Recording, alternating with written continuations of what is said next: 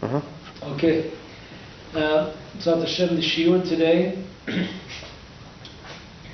It's a very special day for myself, being the beginning of Tevet, the first day of Tevet. 12 years ago, my father passed from this world to the next world, and so this is a very special day. We know that when the day comes when a person passed away from this world, their souls are much closer to this world on that day, when they come closer to this world.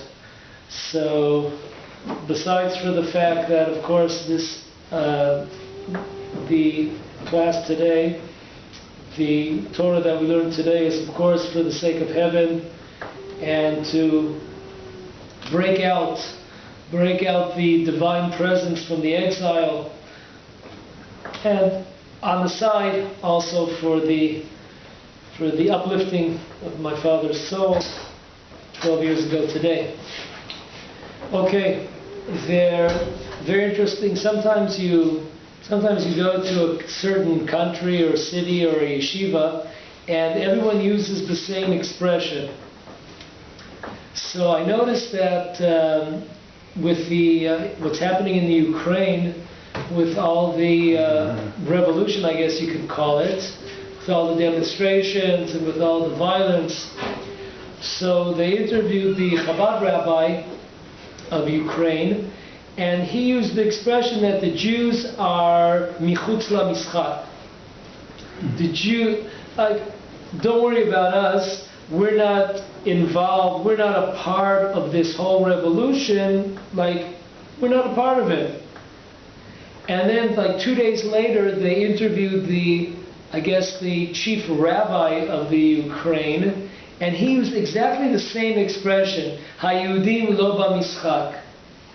He's trying to calm everybody down that... Remember his exact words? Yehudim lo b'mischak. הוא לא דיבר באנגלית? לא, בעברית, יהודים לא במשחק. ככה לא במשחק? כן, לא במשחק. רב אמר את זה. We're not part of this game, we're not part of it. So I noticed the Chabad rabbi and also the chief rabbi, they're using these expressions, which to me is really unbelievable, because we know that the Gemara in Yevamot says that everything that happens in the world is because of Am Yisrael.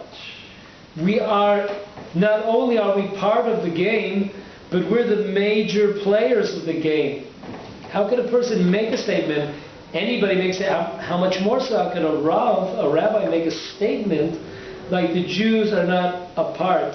And just to think that there could be a revolution and all right, nothing's going to happen to the Jewish people. It just it really boggles one's mind, where the Chabad rabbi, on one hand, he tells us that they're not part of the game. On the other hand, he tells us that they're keeping away from a lot. They're keeping away from a lot of different places because there's been various anti-Semitic incidents. So we're keeping low, and we're keeping, even though we're not part of the game, right? Yeah. Really amazing. That's nonsense. Okay. How do you analyze it? Why is it happening in Ukraine? I guess it's a very important, very interesting question. Do you have any idea? Listen, the idea is a very simple idea that's brought down by many. It's not my idea, but HaKadosh Baruch Hu, we see country after country, Kadosh Baruch Hu is ridding, Kadosh Baruch Hu is emptying the places outside of Eretz Yisrael. Eretz Yisrael is becoming filled. Eretz Yisrael is the majority of Jews, almost, if I'm not mistaken, or we're already the majority of Jews live in the land of Israel. And Hashem has started a process over the last 60, 70 years where the exiles are emptying out, and that's what's happening all over the world. Some people got it 10 years ago, 20 years ago, 30 years ago, 40 years ago. Some people, it takes them a little bit longer. So Hashem has to, put up the fire a little bit, make it a little bit more difficult. The question closer to home is, how can the the Minhal build a Tampiada for the Arabs next to the Jewish, next to our Tampiada. Oh, yes. You know, let them build it there. They're taking over part of our land to build them a Tampiada in name of the Arab that got killed. How does that happen? How do the people of Tapuach let that happen? You know, Where's that hitching station? right next to ours. You saw that new like brick road? Towards Jerusalem, it's on red Tapuach. brick road. No, And right behind it, they're building another shvil so that they can go behind us and not have to cross the street to get to the Tampiada. that's nice.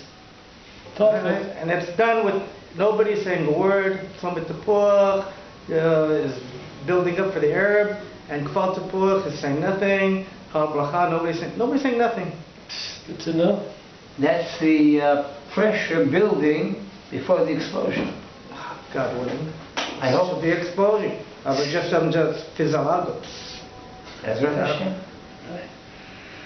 Okay, so anyways, that leads us right into our Shiur, which of course is Hanukkah, and it's not so much of a question, as we'll see soon enough. We'll see who are the real enemies during the time of Hanukkah. We might have some surprises. Okay, but before we get to the enemies of Hanukkah, we have to have the heroes of Hanukkah. We'll start off on the good foot. Okay, pardon the expression, on the good foot. It's hard for me to make that expression today, but we'll get it on the good foot. So, first of all, amazing, Rav Yaakov Emden, in one of his Sfarim, writes an amazing fact, that in the time of the Spanish expulsion of the Jewish community, the people that sacrificed their lives to remain Jewish, people that did not hide themselves, the Moranos, those were not the learned, and those were the simple people, the women and the children. The people that sacrificed their lives, that died for the sake of Judaism during the time of the expulsion from Spain, those were the simple people, not the learned people, and the women and the children. So we see, very, very interesting, from really time immemorial, we see that the women, they have usually a one-upmanship on the men. And we see that also in Hanukkah in various places. We just name a few. We know that on one foot, sorry for the pun, on one foot we know that the revolution was begun. The revolution was begun not by the Hashmonaim, not by the brothers, not by the father Matityahu. It was actually started by the daughter of Matityahu. His daughter was Hannah. And there was a whole story there. We're not going to get into it now. We've got into it. We've dealt with this in previous years. But just to make a long story short, the daughter of Matityahu, she was the one that really ignited, sparked the revolution and got the people moving.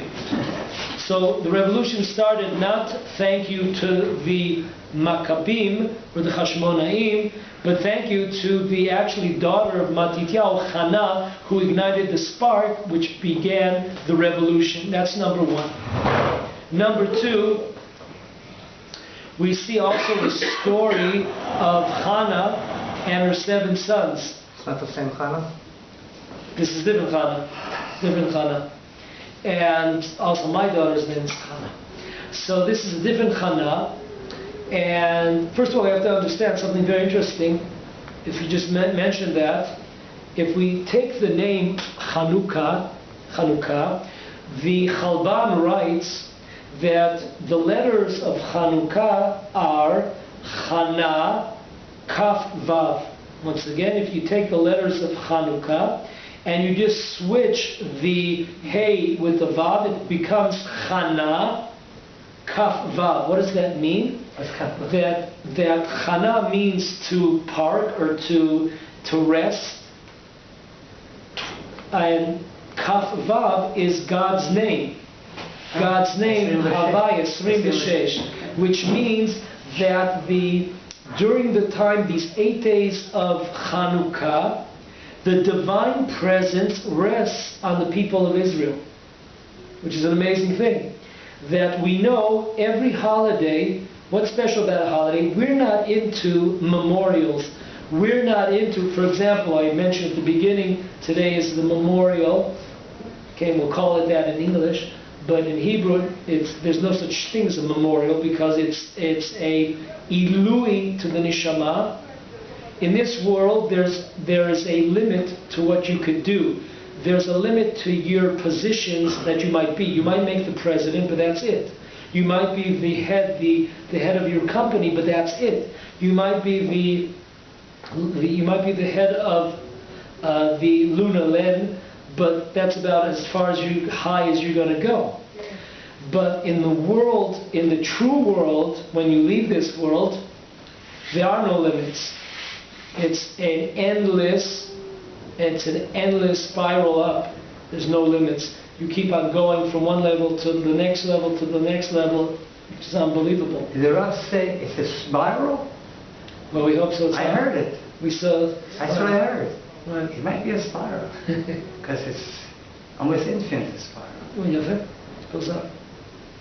There's no. It's unlimited.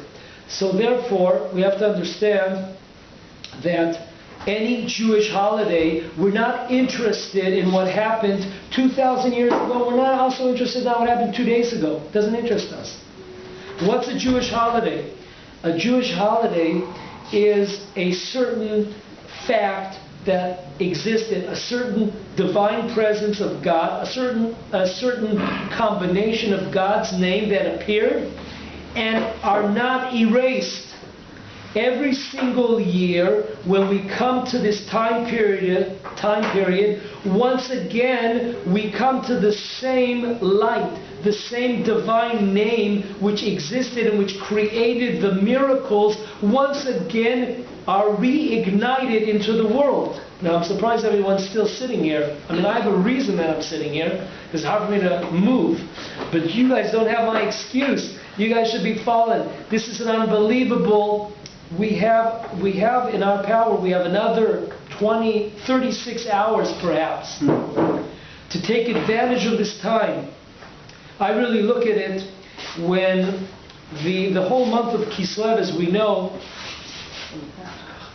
the whole month of Kislev is a tremendous that spirit of when we light candles, we should be concentrating on two facets. We should be concentrating on two major issues that we want to progress during these 8 days. Two major issues. Number one, the number one issue is that we should be crying out to Hashem. We should be praying to Hashem. We should try to awaken ourselves and others to the fact that once again we have a time here to defeat the enemies of the Jewish people. This is the greatest time of year. Okay, one of the greatest times of year also during Pesach to defeat the Egyptians. But this is one of the major ones that we have of defeating the enemies of the Jewish people. And the enemies of the Jewish people, it could be enemies from within, as we heard today, that they're making a hitching station for our enemies, and they're making streets and shortcuts, etc. So it's not only the enemies from the outside, it's also enemies from within. Oh, excuse me, I heard this morning's news that America is getting a huge piece of land for the industrial park. They're going to build it for those, not for us. What are friends for?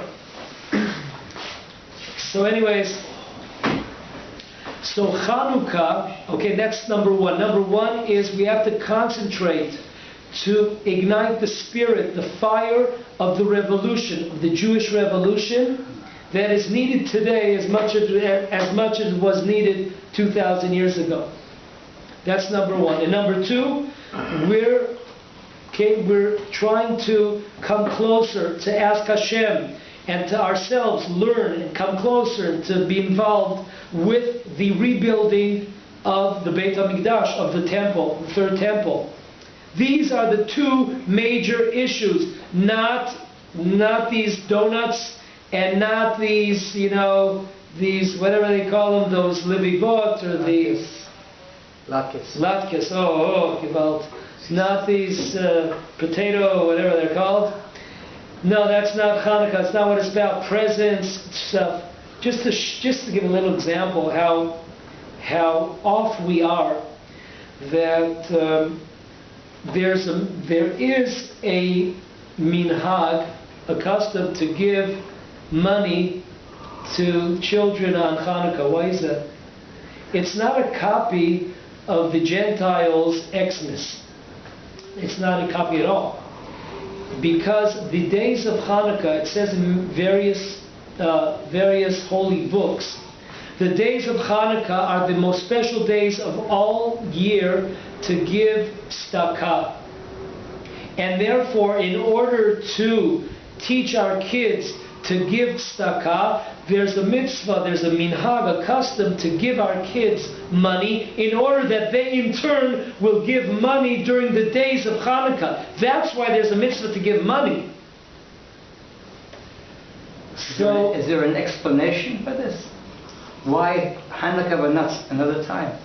Purim, you're worrying it's a about long explanation, but I want to cover a few bases. That's for another time why that is. Okay? That's a whole shiur within itself. What's a special? There's a special point of the days of Hanukkah, tzedakah, which is the highest tzedakah of the year. That's for Bezrat Hashem. Maybe next year we'll get into it. But to stick on our point, we said Hanukkah, Chana, Kfar, right? We asked here a question: is this the same Chana? No, but it's very interesting that Hanukkah is the name of Chana. Okay, my daughter was born a day before Hanukkah. Her name is Chana, and most girls, they are called Chana because this is Chana Kaf Vav. The divine presence is close, very close to us. And as I said, every year a holiday means that every year those powers, those characteristic traits that were present thousands of years ago come back to the world, and they're much easier to access them now than any other time of the year. Therefore I feel that it's not coincidence that this deal with the Americans and the Iranians and some other countries, this deal that they pulled with Iran, it's not coincidence that it happened in the month of Kislev, because during this time we have more opportunity, we have more strength than any other month really to nail Iran. Something that so far we haven't taken advantage of it. Instead of looking to the eyes of the Gentiles, which we will see, maybe if we mention that, in the book Yosifun, who speaks in length about the times of Hanukkah and other times in the Second Temple history, there's an amazing fact here. It says the following on page 92 in Yosifun, Josephus, Vayihi kishmoa יועצי רומא וזקניה את הגבורה שנתן השם ליהודה ולעמו, ויועצו להתחבר עם יהודה ועם עמו ולכתוב לו איגרת שלום ואיגרת ברית, ויעשו כן. ואלה דברי האיגרת אשר שלחו הרומאים אל יהודה הכהן, הבן של מתתיהו הכהן, נגיד ושר על היהודים, כהן משוח מלחמה, מת הקצינים, מימוס וטיציוס ושפיוס ומניליוס, שרי רומא. בוא והוא, כן? Really, he said them that.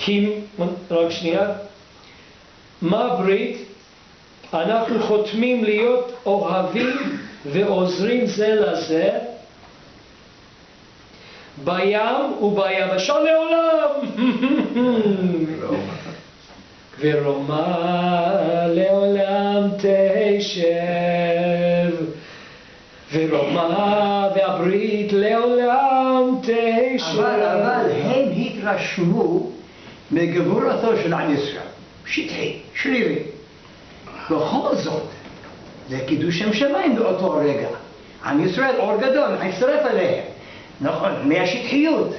אולי יכול, maybe because of this can come about התקרבות לאמת מהאלילות, contrast between darkness and light, it might wake them up. No, I'm going to have to take a knife and hold myself back from using it on myself.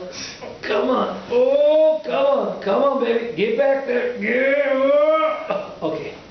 Avram. Nothing is You are in this shiur more than most people.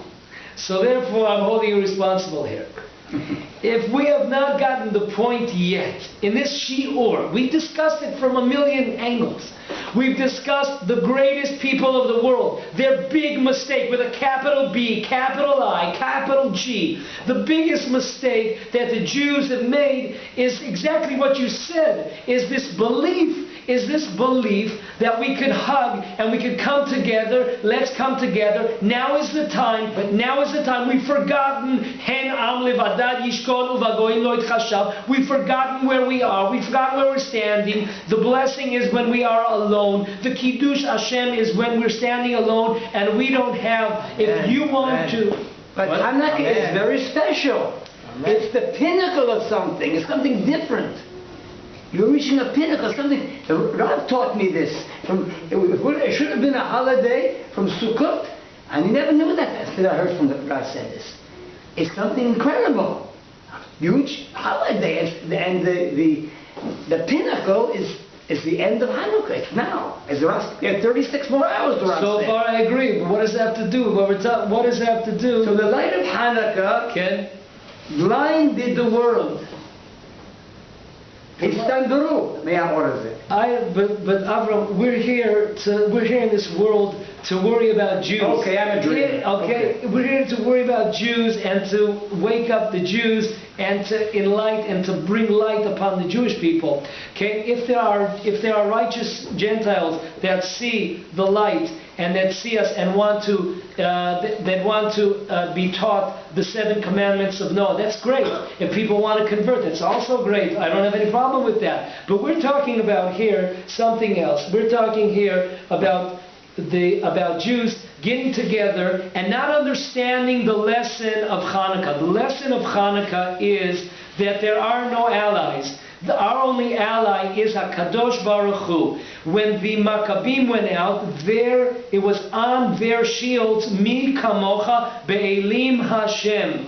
It says in Al Hanisim, it does not mention one time about the great fights, the great wars, even though they were great fighters.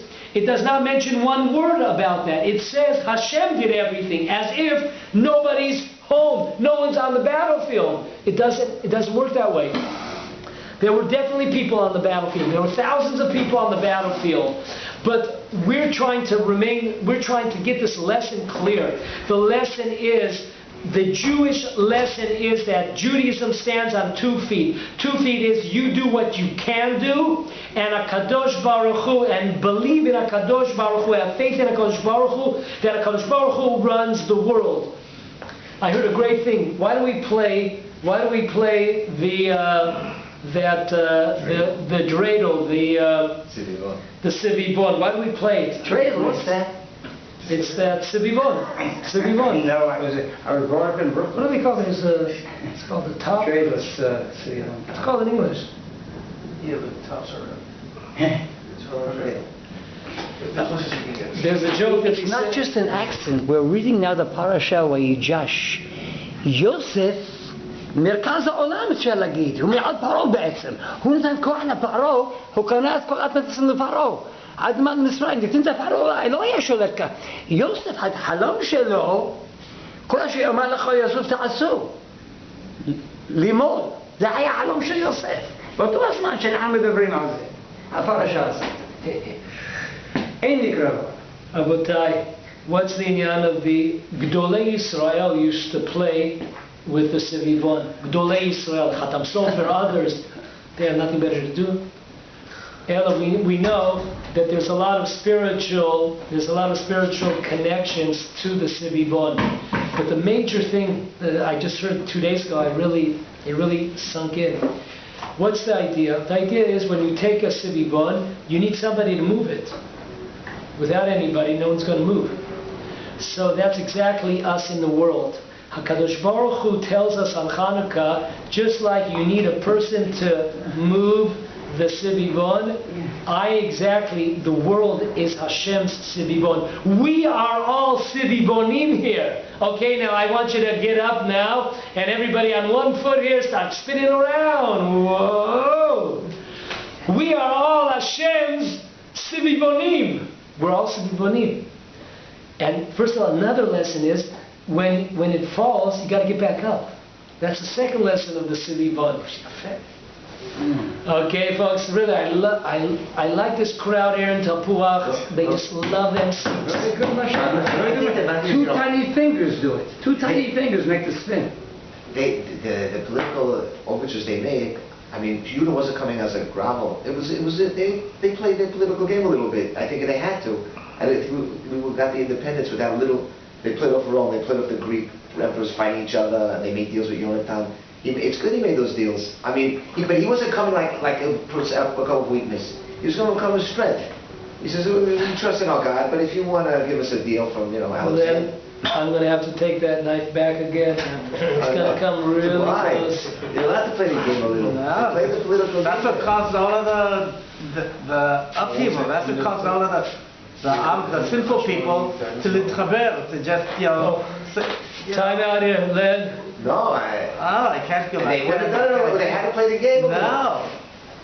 When they came towards them, the Greeks I'm talking about at least with the Greeks. Okay, they went to the Romans, but that was early. But when did the Greeks? They were getting deals. There's a mitzvah. There's a prohibition to make covenants.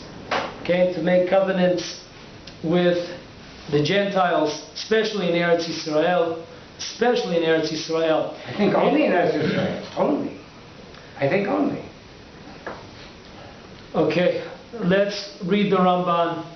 The Ramban writes in his Perush on the Torah, in the beginning of Parshat Vayishlach. I'm going to say it by heart because I don't have it in front of me. But the Ramban writes that the reason why the Jewish people fell in the time of the second Beit HaMikdash, the reason why the Jewish people fell was because of the fact that they went out, okay, and they made this covenant with the Romans. And this covenant with the Romans was their downfall, because the Romans didn't keep it. As it says, soon afterwards, we see that they broke the covenant and they fought against the Jewish people.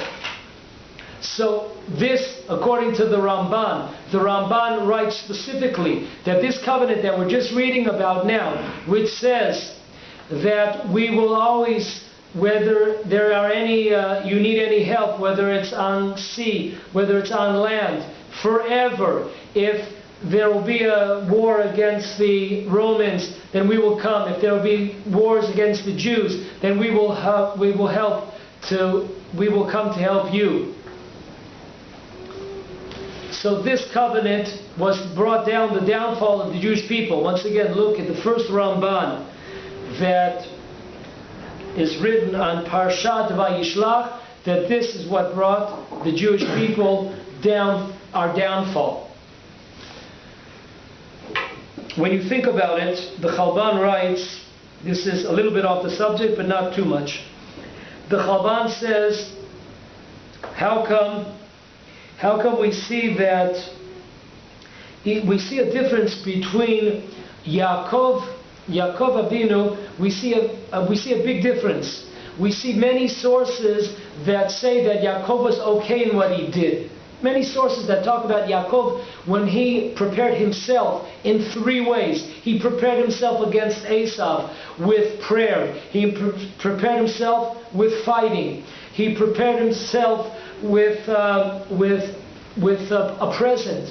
Okay, with a present to Esau. We see here that there are many opinions that he was okay in what he did. On the other hand, we do not see one opinion that what Yosef did was okay. When Yosef gets slapped for another 2 years in prison because he asks the Saramashkim, the person that was in charge of the one of the ministers in the government of the bar, yeah, right? The pub, in charge of the pub of the king. So we don't see one opinion that Yosef was okay over here. And we see here that there was a lack of faith in HaKadosh Baruch Hu. Why is that? The Chalban has an amazing answer. An amazing answer. Maybe if we have time we'll get more in depth to really explain it spiritually why this is. Now he explains, the Chalban says there's a big difference between Yosef and Yaakov. There's nothing wrong with a person. Why did HaKadosh Baruch Hu put us in this world? Why did HaKadosh Baruch Hu put us in this world? HaKadosh Baruch Hu put us in this world in order to be partners with HaKadosh Baruch Hu. Everyone here is a partner to HaKadosh Baruch Hu. So if you notice in the world, there's this whole gigantic movements. There's millions and millions of people, right? Billions of people. They're not getting married anymore. They're not having children anymore. What are basically they're saying? They're saying really in Hashem's face, like putting it in your face, like we don't want to be partners. We don't want to be partners with you.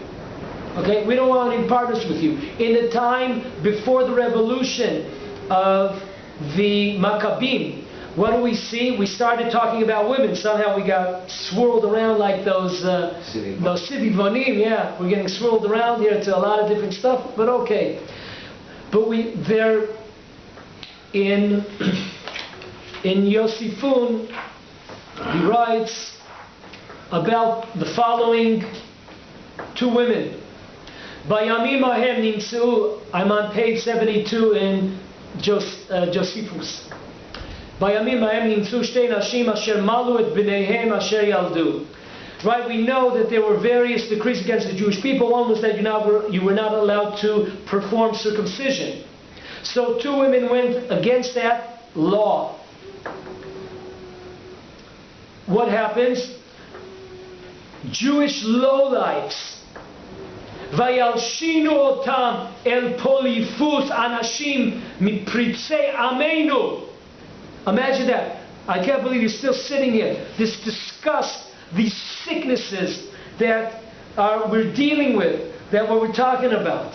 Okay? When it says that we're dealing, when the Torah says that Yavan, it represents darkness, that darkened the eyes of the Jewish people. We have to understand, when we're talking about darkness, we're not just talking about darkness because of the Greeks. We're talking about darkness because of the Jews, those Hellenists that were around there. That's the darkness that we're talking about, those 2 types of darknesses. So imagine this.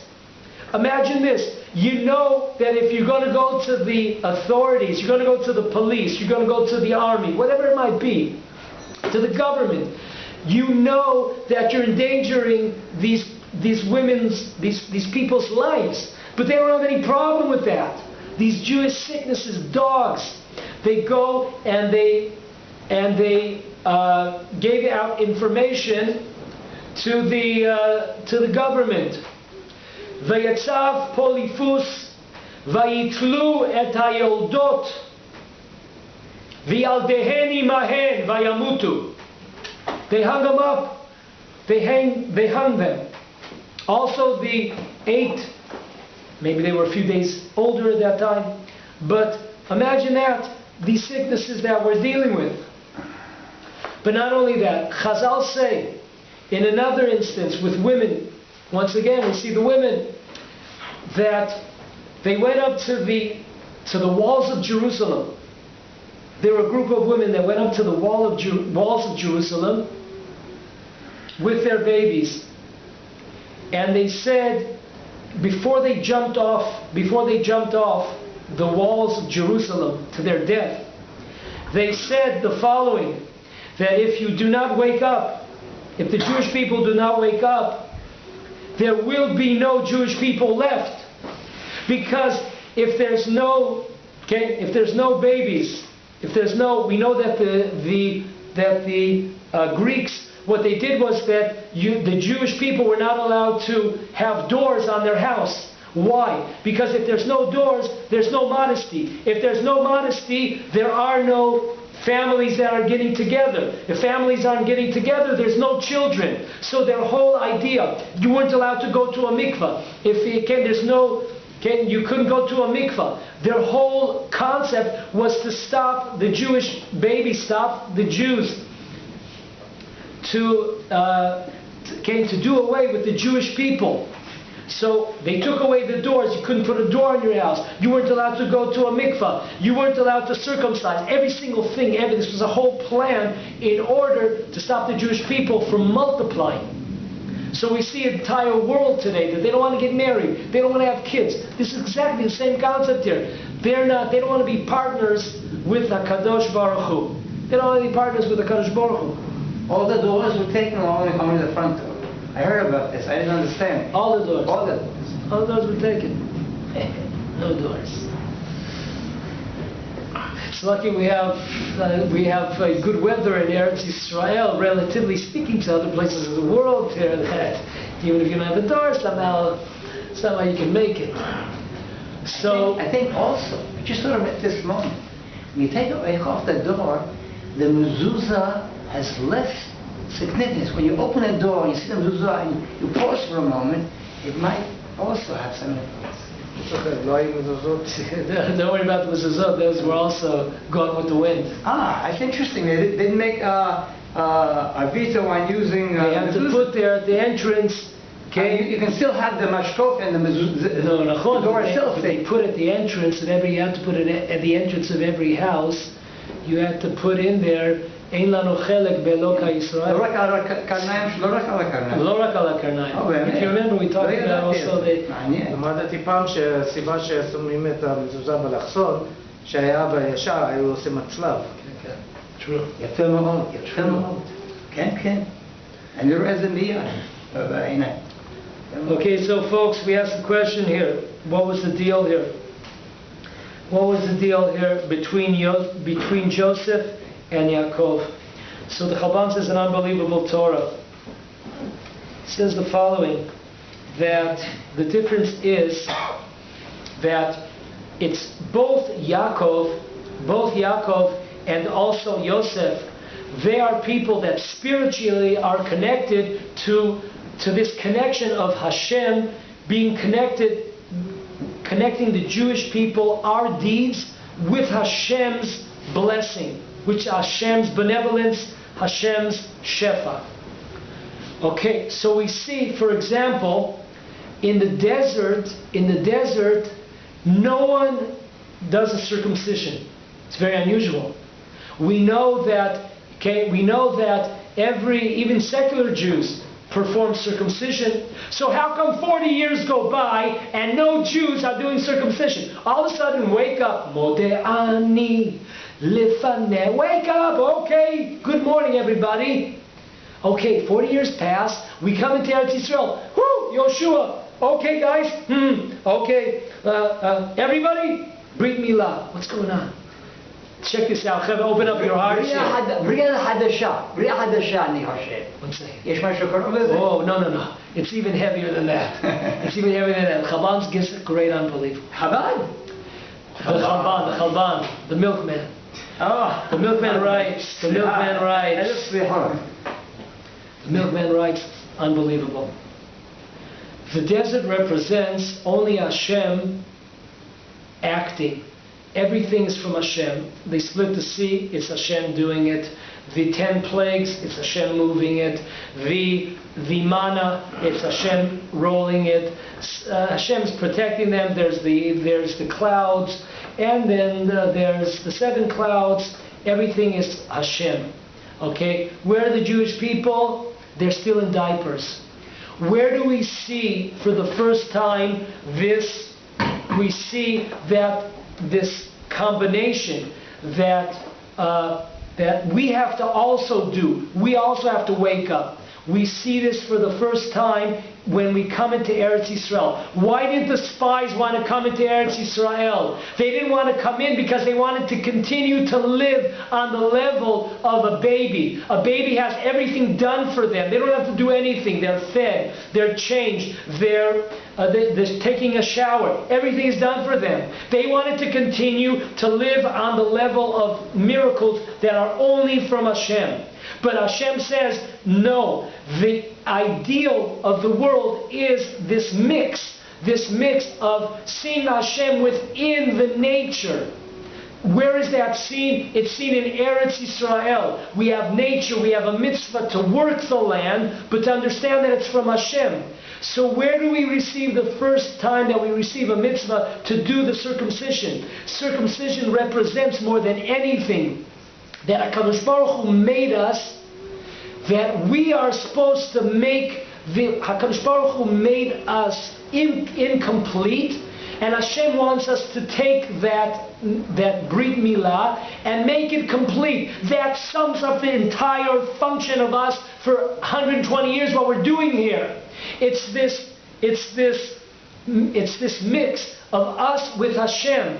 So Hashem wants us to work within the nature of the world, to what we have in the world, and then HaKadosh Baruch Hu brings whatever we're missing, HaKadosh Baruch Hu brings it. And Hashem, this combination. So therefore, there was no need for circumcisions for 40 years in the desert, because that's not the tikkun of the desert.